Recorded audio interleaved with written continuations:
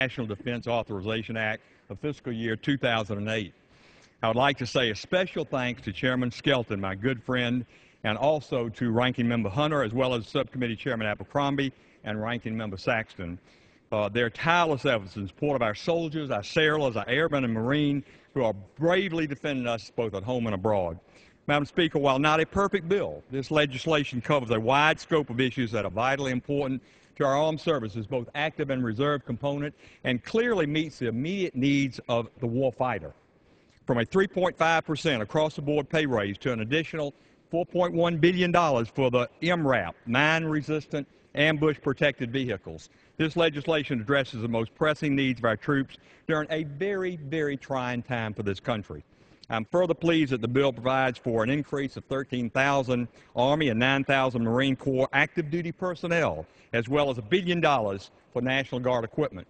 While I applaud the work of the committee in addressing present readiness issues about the deep cuts to missile defense and, of course, the Army Future Combat Systems, a viable missile defense system is critical to deterring and countering emerging threats to our national security, especially as Iran and North Korea develop their nuclear capabilities. I look forward to working with Chairman Skelton and Ranking Member Hunter and the rest of the committee as this bill moves forward to address these program needs.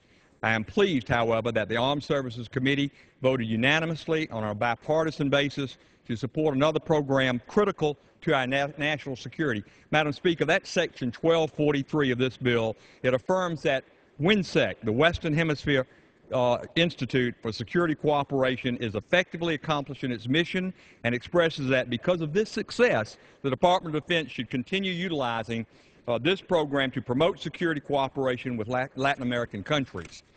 Those who have been taking the time to visit WHINSEC and Fort Benning in Columbus understand the critical importance of this program. By virtue of WHINSEC, the United States is able to engage the military and the security forces of Central and South American countries in a forum where they'll be able to learn our values regarding democracy and human rights, especially now human rights, while also being trained in counter-narcotic and counter-terrorism tactics. It's so important to remember that this may be the only medium we ever have to engage the future military and political leaders of these Latin American countries who are Americans' closest neighbors, and they can serve as our closest allies.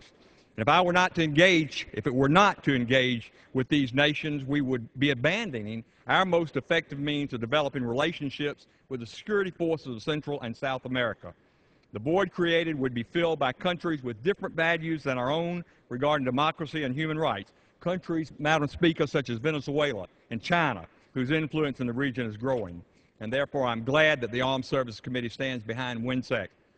And I ask the gentleman for 30 additional seconds. I yield the gentleman an additional 30 seconds. And I thank the gentleman. Madam Speaker, there's much to be proud of in this bill. And I again commend Chairman Skelton and Ranking Member Hunter for their efforts to keep this bill focused on the needs of the warfighter. A fact I hope is not lost as we progress through the amendment process. I urge all my colleagues to remember the importance of strong national defense and prioritize that over partisan issues which divide us. And I want to yield the time back to the gentleman.